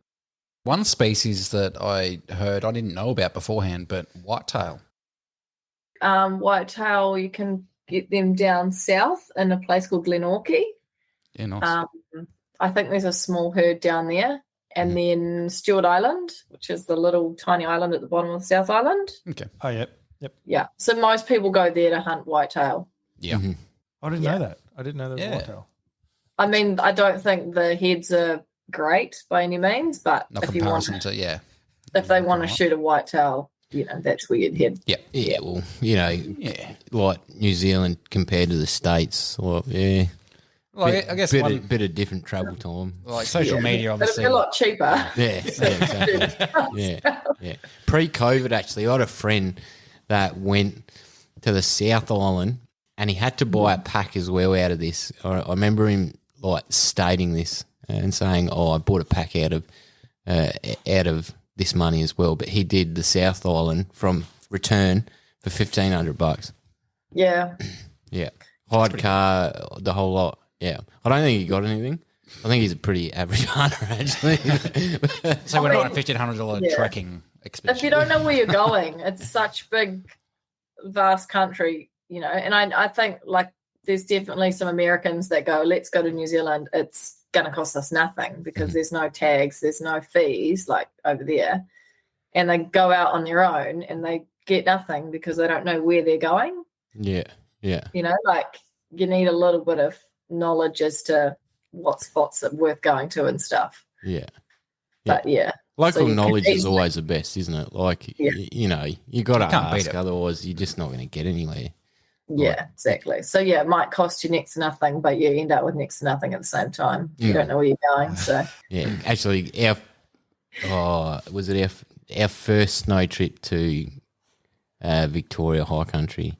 Actually, we got real lucky with a Samba hind. To be perfectly honest, and we shouldn't have shot it because just above where the Samba hind was, there was probably about another 6 or 8 deer sitting up there. So yeah, it was. But it was pure luck. We just sort of Google mapped it. We were like, this looks good. Yeah. Let's go there. yeah, we did something like that. Back when was that? Gosh, a few months ago. Public land. Just we had a tar billet down south booked in, but it just pissed down the whole time we're meant to be going. So we canned that and ended up going on a fly-in seeker hunt Oh yeah. in the Karwikas. Never been there before, just randomly picked a hut and we're like, let's just go here. Yeah, flew in. First day just pissed down, saw nothing, heard nothing. We were like, this could be an absolute flop. And then, the next day it kind of cleared a bit. We were lucky. I actually was lucky to just turn my head at the right time and see a stag shoot luckily hit. And that was the only deer we saw the whole trip. Wow. Bloody hell. Was that the one where you've got video of the chopper? Like you got your gear in front of you and the chopper's taken off? Yeah. Yeah. That looked all right, actually. Bloody hell. Yeah. That's a way to hunt, isn't it? Oh, no walking. Let's just chopper in. Fly Plenty in. of Yeah, well, you walking couldn't around. walk in there. It's a bit far, but yeah. Fly and get dropped off for four nights. I think we stayed, and Nice. but didn't see or hear anything anywhere otherwise. So Yeah. Four nights. Second day of stag. That's not bad. Bloody hell. yeah, lucky. Yeah. Just rolling the dice. Yeah, definitely. Go buy a lotto ticket next time. Oh yeah, well, quite lucky, eh? Everyone calls me Lady Luck, so for some reason. That's all good. Well, speaking of walking or not walking, I gather fitness is a fairly big part of what you do as well, Ashlee. Tell us about that. So how is fitness important, and what sort of distances are you covering in a typical hunt? Yeah, so fitness is pretty, I guess, important for me. I just think the fitter you are, the better the hunting's going to be. Yeah, and distance-wise, all depending on the hunt, of course, and the terrain and where you're hunting. But, you could cover, 15K or something in a day. Yep. Like I said, it depends on what you're hunting and how hard you want to hunt. If you're being selective, obviously, can be a bit different. But, yeah, down south, you're kind of doing a lot of glassing as well rather than walking because, why walk if you can see, if you know what I mean? Be smart about it because the terrain's obviously straight up and down and pretty treacherous in some places. But, yeah, bush stalking, yeah, you could do 10 plus Ks. Mm-hmm. Yeah, but it's really slow and tedious, like. Yeah, you're not breaking it like a huge sweat because you're going at. Nah, you're going that slow that it's like your body feels sore because it's trying to, like your counter. Yeah. So what sort of fitness things do you do, like not on the hunt, obviously to prepare for the hunt? Yeah, I do quite a bit of trail running, so bush running. Mm-hmm. I do quite a bit of that. Gym stuff. I quite go to the gym pretty much every day. So you're still lifting weight, so to speak? Yeah. So, yeah, depending on closer to the raw time, I'll probably, get into it a bit more. But, yeah, every day I'm working out in some way. Yeah. Well, it's easier to maintain than it is to start again, isn't it, with the gym? It's one of those things where, you just sort of like, it sucks going every week, but if I maintain it, I've got less work to do when it's the times. Yeah, it's crunch I actually enjoy it, so it's not hard for me. I mean, I get asked a lot, like, how can you be so motivated? What do you do? How do you motivate yourself? And it's like, I just enjoy it, so I do it. But I also think, the fitter I am, the easier it's going to be out in the mountains and the hills and stuff. And, I've been on hunts with people that aren't so fit and they suffer. Oh, sorry. I'm sorry, but I covered 82 kilometres to get my last fallow. And I fucking walked behind Jesus. you every On single fucking kilometre of that, mate. That was over 5 days, mind you, but still 82 kilometres. Yeah. Well, it was a big rut this year, actually. It's amazing how much further you can walk when you've got a carrot at the end of the stick. If you've got purpose, Yeah. Just over that next rise. yeah. Oh, definitely. But you don't want fitness to be the reason, you let down in the hunt either, Yeah. Like the reason you didn't get the deer or whatever you might want to get because you're too unfit to do it. Yeah, exactly. Yeah, we get you. Yeah, we should stop drinking beer. All right, well, I'm going to throw a little left field one in there. Right. Now, this is completely unhunting related. Ashlee, I see you have your own business. And I do. I'm keen to hear how that started. Now, correct me if I'm wrong, but it's called The Beekeeper's Daughter and it's handmade skincare products. Yes. So tell us all about that and how that came about, because we love hearing about how people's business ideas came into fruition. Okay. So family are beekeepers, so apiarists, what do you want to call them? So obviously grew up around bees. I think they've been beekeeping for a good 35 plus years. Wow. So yeah, grew up with it. My brother's a beekeeper. Pretty much the whole family is. Physically, it's quite, you have to be pretty strong, I guess, to lift boxes above your head at 40 kilos in summer. Oh, wow. So yeah, I wasn't really built for that. So I am quite creative, I guess you could say, and I quite enjoyed making things myself. When I had kids, I sort of liked the natural approach. So I started buying things and then realized actually I can make this myself. So I started making it, and then friends asked for things, and it kind of just snowballed and then ended up in the business. So yeah, so I use the bee byproducts. So for instance, the beeswax, the bee pollen, honey, things like that to make skincare products. Nice. Yeah. So what are the benefits of not honey related, but bee related product in a skincare range? What's the benefit? So obviously it's natural, which is always a good thing. Honey wise, obviously Manuka honey's got that active. I don't know if you know anything about honey. So it's active, so it's got the antibodies and the antibacterial, antifungal, that kind of stuff. So that's obviously a big benefit. Yeah, bee pollen is what everyone calls the superfood. So bee pollen apparently has everything your body needs to survive in it and thrive. So hence why it's good in your skincare. I don't know. It's just natural. It's good for your skin. It's good for your body. So I just works. Around and it just works. Yeah, it's a made product. There's a healing quality with honey. Actually, you can make a maize or a paste, and you can put it on open wounds, and the sugar actually cauterizes the wound. So and it promotes healing. Actually, tip. Tip of the day, chuck some honey on your wound. A little bit of honey. I guess it's one thing I recently sort of switched to at home was substitute for sugar. I use honey instead.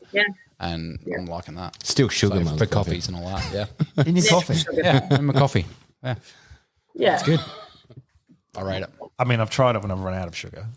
That's how I used to have it, and then I just decided to just do it. Yeah. The only problem with honey itself is you can buy the tiniest jar and it lasts you fucking forever. So you don't have to buy it again. You just buy a tub.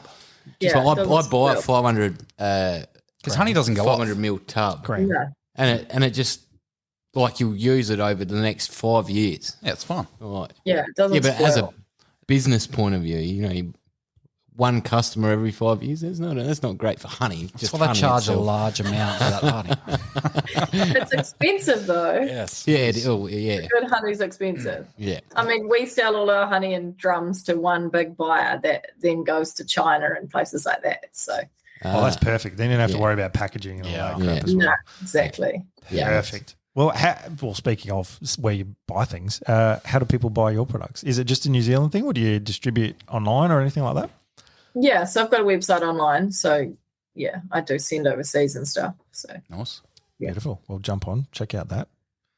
Yeah, definitely. I might have to get something for the girl. Look at you being romantic. Where did that come from? It's been absence forever. Now all of a sudden. I'm not watching a Notebook with you, bro. yeah, I was going to say, read the Notebook now, That's definitely not happening. Ever. Ever. Well, what do you reckon? Have we got any more questions for Ashlee? Yeah, I've got a couple. Oh. Well, I'm not sure if you noticed or not, but I chucked on Instagram yesterday, I'm pretty sure it was. Oh, some listener questions. Yeah, just some listener questions to see if anyone wanted to ask you anything. Oh, God. No, we filtered them. We've filtered all the inappropriate ones. Have you filtered some out? Yeah, no, we've definitely filtered a lot of inappropriate ones. But yes, so I've got 3 here. The first one is from Cody Gearan.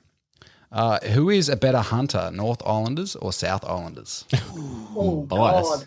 That could be a recipe for disaster. Should have asked that before you stated where you lived, but yes. I don't know. I mean, it depends on the species, I reckon, too. Like, obviously, South Islanders hunt more than North Islanders, so they're going to be better at it. I mean... There's got to be a rivalry between the two. Is there? I don't know. Oh, we're I don't know. We're pretty one community, I reckon, here That's in pretty New good. Zealand. We get along pretty well. Like I've got a lot of hunting friends from down south, probably more down south than I do up north, to be honest. Yeah. Yeah. How long does it take you to like? Obviously, you can go by ferry between the two. Mhm. How long is the ferry ride? Oh, I've only ever flown, But I think it's like a couple of hours probably across. Right. Oh, shit. So it's longer than what I thought. Yeah. Yeah. You're right. Are you laughing at me because I'm only flown? No, I'm laughing at him because he just how long's the ferry ride? No, well, all right. There's didn't a understand fucking it was that method large, to to be that honest. because, I like, don't actually know. I think it's like an hour or something. okay, Yeah. well, Victoria's like fucking down the road, mate. We fucking think they're dirty Mexicans, so it's like, well, No, there's a lot of rivalry in Australia between states, and no one talks to Tasmania. But Oh, okay. Yeah. at all. Tassie is not a part of Australia. Actually, We're pretty good. so sorry, the Tassie hunter. Sorry, bro. But that's something that's definitely quite prominent in Australia. It's just rivalry between the states. So I was just curious to what New Zealand had. No, we don't really have that. Yeah, we're pretty good, over here. Okay.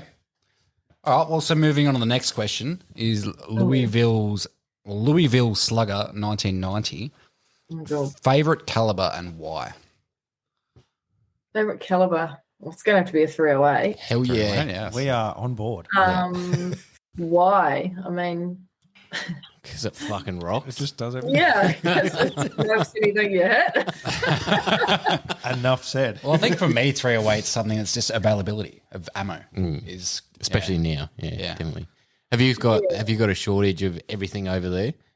Yeah, we're pretty short on certain things, Yeah. Soon you'll be shooting reds with a 22 because, fuck. Yeah. It's getting ridiculous here.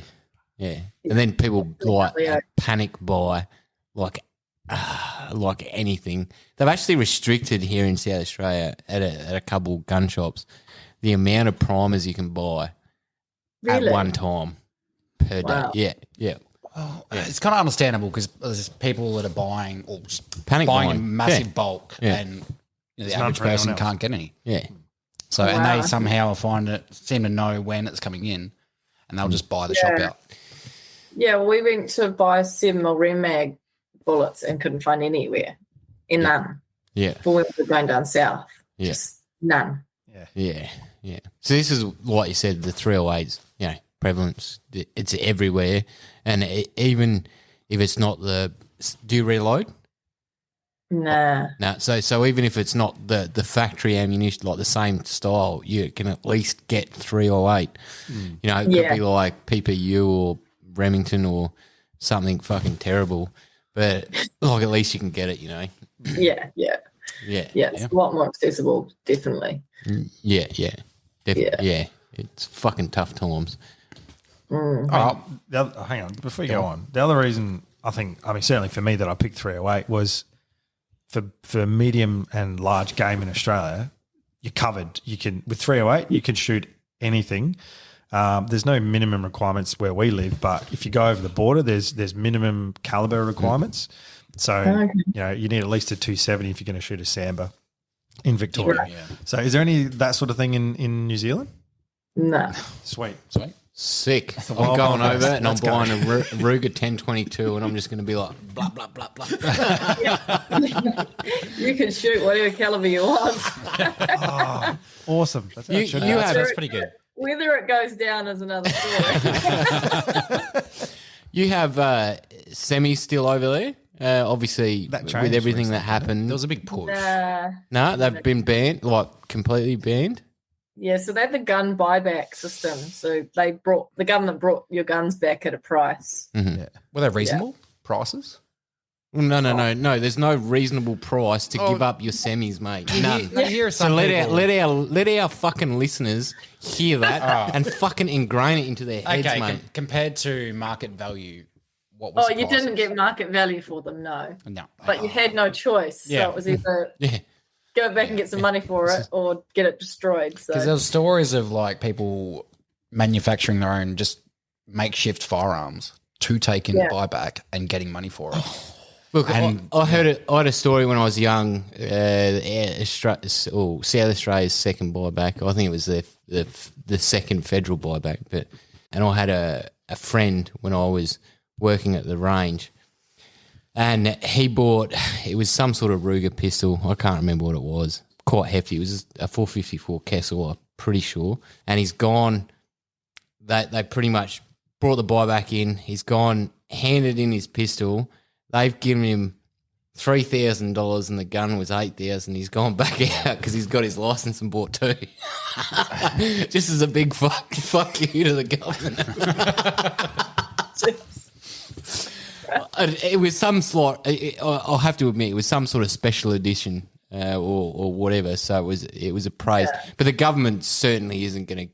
Well, they're not going to give you free money, man. They're going to be like, oh, it's second hand, so it's down here, and then it's law, so we're going to give you even less. And is that something that the local population supported, or not really? Not really. Like, I think people felt like they had no choice, but it wasn't really supported. I mean, it was over some nutcase bombing up a mosque, whatever you call it, in Christchurch. Yeah. But then everyone else suffered for it, Yeah, it's fucking terrible. As soon as like an incident happens with guns, it's the few that just ruin it for the majority. Oh, and they're quick to react on it. Yeah, they're so quick because the public are so fearful. And once again, it's this fucking uneducated bullshit and fear-mongering that the media just fucking belt feed daily. I mean, let's look at it, COVID, mate. Well, same principle, exactly the same principle. Oh, I guess that's a good cue to move on to the next one. So this is from Hainsey himself, Hainsey 0307. Your favourite cut of meat from deer to serve the family? Oh, okay. I was going to say, I don't eat deer, but to serve the family. To serve the family. Gosh. I mean, back steaks is probably up there. Yeah. Yeah. And then the old venison mince actually goes pretty well, eh? Okay. Nice. The what, sorry? Venison mince. Mince. Oh. I'm saying No, sorry. Just remember, eyes are used. I sound funny, don't I? Yeah, sorry. We'll go get some fish and chops. sorry. I don't think it's that hard, bro. That bad. Sorry, no. I got really terrible hearing as well. So look, yes, I do apologise. We want the speakers closer to your ear. Yes. Mate, any louder, I'm going to get a headache. From Caleb's voice. Is there a favourite animal that you like that your family likes to eat? Probably fallow. Yeah. Would probably be fallow. Out of everything. Oh. Yeah. It'll depend on over diet red too. deer, definitely. I think it's the opposite here in Australia. People can like really? in South Australia anyway. People can like different things to you, Josh. Yes. Nah. No, see, a fallow apparently tastes a lot better than a red. Well, that's all comes down to what they eat. So yeah, I mean, makes sense. True. The best I've had is red, I reckon. Really? Like a sling-heeled stag or what? Nah. Good old yearling. I don't know what that was, actually. That was a mate brought that around. It's funny. A lot of people say Chiddle here in Australia, but out of Samba, Roosa, red and fallow, like I think red's the closest to beef. Tastes the closest to beef. So I think it's just more of a, like, you can relate to the taste a little bit and you're like, oh, okay, yep, all right, I'll get it. Certainly the texture and the grain. We're not talking about fucking Wagyu here, but definitely. But everyone here still thinks Chiddle is by far the best. But, yeah, I've heard whitetail's really good. Like a lot of people say the whitetail's really good. Yeah. So I've never obviously tried it, but yeah, I'd be keen. I wonder if that's sort of like mid-strength. You like sort of got your red and your fallow, and in between is whitetail. Yeah. Oh, who knows? Yeah. No, well, fallow is a very light tasting meat, man. Obviously you mentioned that you've contemplated trying meat again. Yeah. Would fallow be your choice if you tried it? Yeah, I think so. Yeah. Over lamb? That's not a New Zealand pun. Lamb's very Lamb's lovely. awesome. Like, yeah. Yeah. Sorry. I feel like if you're going back into meat, you'd probably go something like chicken. No. Yeah. I think she said she wanted to try what she harvested. Yeah, that was my. I don't know. How do you shoots her own how do you chickens. envision the transition back into meat eating? Like Just. cut up a piece and eat it. Oh yeah. Literally, I'm just. I love it. I mean, I've come real close. Like on my last tar hunt, I was like, I'm going to try it. And everyone's like, don't eat it, don't eat it. I'm like, why? And they're like, it'll be terrible. Don't eat that for your first meat. I'm like, okay. So I've kind of psyched myself up. And then people are like, no, don't eat that for your first taste. I'm like, okay. Yeah, bloody hell.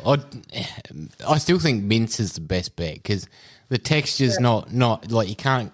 The texture's good, so you're not going to get like when I eat yogurt. It's like no, like in comparison because the texture, you're like, oh, what the fuck is this? is it a solid or is it a liquid? How are we going from meat to yogurt? How are we? No, texture. Fucking hell, mate. Like and let's face it, mince is. Yeah, there's a little bit of fat in there, so it's sort of like it breaks up that the flavour, so it's not like an intense flavour, and you can you put a bit of chili on there. All right, I think just eat some of that chili con carne. speaking of How's mince, and you mentioned mince is pretty well used. Yeah. How do you guys prepare your mince? In a mincer? Oh well, Straight what through sort the of bun. ratios? Do you use pig fat as well, or no? You just use the Straight fat for the deer? venison. Yeah. Really? Yeah. All right. Yeah. Bloody hell. I guess that's something different that we do. We sort of, I'm not sure the ratio, but Yeah, we chuck 30% of pig fat. Oh, nah. Straight in the mincer. nice. Nice. Yeah, that's Maybe why the I- deer are fatter over there. Maybe. Well, it's cold. Different Well- times of the year. They got daisies to eat. Ooh, what'd you say before? Fountain daisies. That's the one. All right, lads. I've got one more question. Oh, you've got one more. One Look at more. you Because that was go. that was the Instagram question. Okay, all right. One more. My last One question more. here. It's much later over in New Zealand. You do Sorry, realise. I all right. apologize. As a female hunter, would you have any tips or recommendations as a female trying to get into hunting, or they're thinking about it, or any sort of avenues that they'd approach? In New Zealand or everywhere? Anywhere, Just in anywhere, general, really. yeah. In New Zealand, I would say join your local deer stalkers. So we have a New Zealand Deer Stalkers Association. That's always a good place to start, where they run courses called hunts courses, where they teach you to hunt from get to go. Also a good place to meet people. So that would be my first thing. I mean, the obvious, find someone else that hunts that'll take you with them. That's always an easy one, but it can be hard for a woman, especially because some guys don't want to take girls. Trust me, it's a thing. Yeah, no. Well, I think a lot of guys have partners as well. So, you're going to take a female out, that obviously can look quite bad. Does that make sense? No, That's fine. you You have know, a- like you your have a missus fair is sitting point. there going, oh, you're fucking hunting with another chick. Like, what the fuck? Like, Yeah, I mean, if you're going out for one-on-one, but that's actually a fair point. Like one of our other female guests we had on, she said, well, you don't actually want you to put yourself in an unsafe position where there's a random dude taking you out into the middle of nowhere. Yeah. So that makes it harder. Even harder. Yeah. Exactly. On top. Yeah. That'd certainly be quite difficult for a female. It's hard enough for anyone to really get into hunting. Yeah. Yeah. Yeah, I mean, it's not easy, but yeah, we've got local deer stalkers and stuff, and they set up hunts and you meet people and go like that. I mean, we've got like Facebook groups of like women's hunting that have been quite cool. So you meet, it's just all girls hunting, which is really cool. Yeah, nice. Yeah, so we've got a couple of that stuff sort of around, which is nice. And it is, to be honest, it's really nice to go hunting with girls because you're so used to hunting with guys all the time. Mm-hmm. So it is quite nice to find a few girls that are into it. I've been on one hunt with an all-girls hunt, and it was awesome. Like so much fun. Sweet. Yeah. Yeah, the guys always take over otherwise. They're like, No. oh, let me just do it because I'm faster at it. I've noticed that on just gun ranges and Claybird and all that. Like the females there tend to get overwhelmed with advice from older guys sort of male almost shooters and just stuff like that. gaga, and then just But if you're inundated. struggling as a male shooter, there's obviously some people that will help you, but there's other people that will be like, yeah, whatever. Yeah. And I guess they just view that female as But at the same, incapable or is that overwhelming if that happens to you, like a range? Like you're a capable shooter. Clearly, you've got the skills. You're at the range, new range or something like that, and you're sighting in a gun, and then like old fucking Elmer Fudd comes along and it's like, oh, listen here, love. Do it this way. Like, Oh, yeah. Yeah. You get And it all the time. Like even buying bullets. Yeah. They're looking at you like, what? And I'm Yeah. like, are these for someone else? Or they don't even think it's for you. It's like, these are mine. yeah. Like, Yeah. Yeah. Like they just, Yeah, I don't know. Some guys are really good about it. Some are just douchebags. But yeah, and then you're out hunting and they're trying to tell you what to do. So I already know what to do. You don't actually have to tell me. Yeah. You know? But you But I got to. think You almost feel that- like you got to be polite, like and be like, oh, and listen to them. Yeah. Yeah. Yeah. I guess as a society, we're we're starting to break through that barrier, but that barrier is still there as a female for hunting. I guess. I don't Yeah. know many Shooting. people that would hunt like you, actually. Like, No. let alone personally. females. Like, you know, you're smashing it out there, to be honest, and it's great because when females are actually more proactive than males, especially when it comes to defending what they believe in. So as a shooting community, as males, we're just like, especially here in Australia, we're almost like, oh, let's not make waves because then we can just fly by the radar. But typically a female will stand up and she'll be like very loud and proud about what she does. And so we need more females to hunt. In my opinion, we need more. Also to bridge the educational gap between the ignorance that I was talking about before. You know, and once again, females are better at delivering that, especially to Communicating. Yeah. They're just better at Yeah. communicating Yeah. generally than blokes are. Yeah. a lot. I mean, I've been in a few instances like hunting with women that are new, Mhm. and a lot of them are, you know, like I firmly believe that, you know, don't be too afraid to say I don't know how. You know, a lot of them will, I don't know how, Shy but, away. but they don't want to admit they don't know, Mhm. you know, how to do it, because every time they've been out hunting, they've been with a male. Mhm. And you know, they've shot the deer, and then the guy just takes care of the gutting and the butchering. Yep. But they're too afraid to say, I actually don't know how to do that, Mhm. and ask for help. Yeah. So I've been on a few instances like that where it's like, oh, and then you kind of like, do I say something? You know, I don't want to be a dick about it. So it's like, this is how I do it. But Yeah. I mean, if you don't ask, you don't know. So, and I don't think there's any shame in saying, actually, I don't know how to do that. You know, can you show me or whatever? Sure. But then guys also need to give the girls an opportunity to do it. I know it might take twice the amount of time, but they're never going to learn otherwise. Yeah. You know? Yeah, definitely. That's learning in general, really. Yeah, that's it. Yeah. But yeah, Yeah. we have the ADA here, and like the ADA is outstanding, but there's certainly people within the hunting community as a general that like to lord it over the new people. You know, they sort of like stand over and they're like, oh, you know, they like to be a big fish in a little pond, and you're like, mate, fucking settle down, mate. We all got Google, YouTube. Yeah, exactly.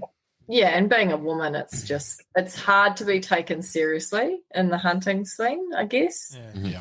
I mean, there are, and I don't want to bag out women, but there are women out there that like the image of it, if that makes sense, especially when it comes to social media. Yep. And they sort of portray female hunters in a bad way. Yeah. No, We know what you mean. Yeah. So it can be hard to be taken seriously and not just, Yeah. you know. Yeah, well, good on you for sticking with the ethos, to be honest, because, I think what you're alluding to, a lot of females use it as an easy option to get followers, Yes. if you get my drift. Yeah, and you know, they're just like, oh, well, it's not working ordinarily, so I'll just use God's gift that he's given me. I'll go hunting in a bikini. Take all my clothes off. Yeah. Literally. And it's like, well, let's be honest, that wouldn't be that comfy and you wouldn't have worn that. Correct. Yeah. Well, even more so, good on you for doing what you're doing, Ashlee. So Thanks. we certainly appreciate what we can see on Instagram, and it's been a real pleasure to get to know you, and I'm sure our listeners have got a real kick out of hearing about you and learning what you get up to, and then also how you've come about your hunting progression. And I think it's been a good chat. So we do have to say a big thank you. You've been very generous with your time. Yeah, and I think it's probably time we let you get on with your night. It is. I think you're 2.5 hours in front of us. So Yeah. Cheers. No, it's been good. yeah. So we do have to say a big thank you for being on the podcast. And Definitely. I think we'll leave it there, guys. Thank you. Yeah, thank you very much. Yeah. No, A big thanks for thank- having me. It's been good. Not a We'll problem. definitely keep in touch because it's always good to know someone in New Zealand for future hunting. A bit of local knowledge, I mean. Sorry. Sure. All right. Well, thanks, Ashlee. We'll stay in touch. All right, dude and dudettes, that's it from us. We will catch you next week. We will. Hope you've enjoyed this episode. See you then. Catch ya.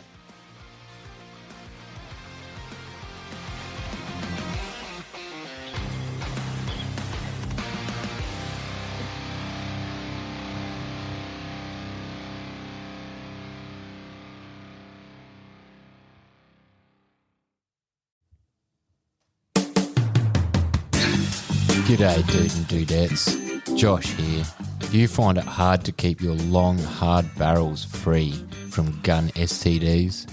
Maybe you need a clean out of your bore. If this is you, jump on over to highcaliber.com.au and use the promo code SENDITMATE to receive a 10% discount on all your gun cleaning needs. And remember, it's sexy to support Australian-made products. Everyone here at Send It Mate uses high caliber, and we can promise you that it'll keep your firearms free from those pesky gun STDs.